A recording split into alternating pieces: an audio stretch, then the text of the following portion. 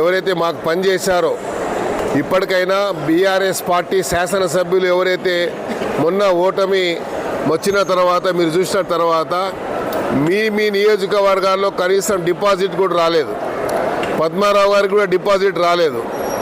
మీ రాజకీయ భవిష్యత్తు ఇప్పుడు మీ చేతిలోనే ఉంది. మీరు భవిష్యత్తులో మీ రాజకీయ మనుగడను కాపాడుకోవాలంటే కాంగ్రెస్ పార్టీ ఒక్కటే శరణ్యమని మీరు అర్థం చేసుకొని కాంగ్రెస్ పార్టీలోకి రాండి. తప్పకుండా గౌరవ ముఖ్యమంత్రి గారు మీకున్న గౌరవాన్ని ఇస్తారు, మీకు కావాల్సినటువంటి గౌరవాన్ని ఇస్తారు. తప్పకుండా ఇప్పటిదాకా మీరు సెల్ఫ్ రెస్పెక్ట్ లేకుండా మీరు పనిచేసుకుంటూ వచ్చారు.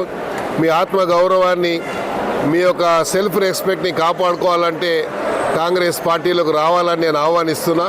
ఎందుకంటే రాబోయే రోజుల్లో బీజేపీ పార్టీ ఏదైతే చెప్తా ఉందో ఇప్పుడు మోడీ ఫ్యాక్టర్ అని చెప్పారు. ఎక్కడైతే రామ మందిర్ నిర్మాణం జరిగిందో అయోధ్యలోనే మోడీకి సంబంధించిన బీజేపీ నాయకులు ఓడిపోయారు. గతంలో మరి మోడీ గారు 5 లక్షల మెజార్టీతో గెలిస్తే ఇప్పుడు కేవలం 1,00,000 చిల్లర ఓట్లతో గెలిచారంటే మరి నైతికంగా మోడీ గారు ఓడిపోయినట్టే లెక్క మా దృష్టిలో మాత్రం. ఏదేమైనప్పటికీ ఇప్పుడు రాబోయే రోజుల్లో కాంగ్రెస్ పార్టీ భవిష్యత్తు ఉంది తెలంగాణలో. కాబట్టి కాంగ్రెస్ పార్టీలోకి మీరు రావాలని మనస్ఫూర్తిగా ఆహ్వానిస్తున్నాను. మీ శ్రేయోభిలాషిగా మీరు వస్తారని, వస్తే మీకు ఆ గౌరవం దక్కే విధంగా నేను బాధ్యత తీసుకుంటానని కూడా ఈ సందర్భంగా తెలియజేసుకుంటూ మీరు మొన్న గెలిచి చేసినటువంటి కృషికి ప్రతి కాంగ్రెస్ కార్యకర్తకి నాయకులకు అందరికీ పేరున మరి ఓటర్స్కి అందరికీ కూడా నాకు సుమారు 4,23,000 ఓట్లు వేసినటువంటి ఓటర్ మహాశయులందరికీ పేరున నేను ధన్యవాదాలు తెలియజేస్తాను.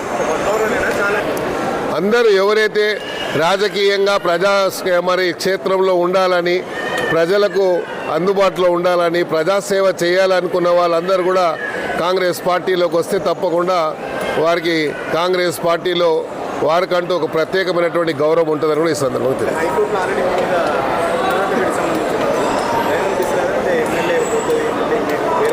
నేనేమంటున్నా, ముందు రాబోయే రోజుల్లో కోర్టు నిర్ణయిస్తుంది. కోర్టుకి ఇంకా సమయం చాలా ఉంది. కోర్టులో ఏ నిర్ణయం వచ్చినా దానికి నేను కోర్టులో ఏ జవాబు చెప్పాలో సరైన జవాబు చెప్తాను. For more videos like this, subscribe Big TV channel.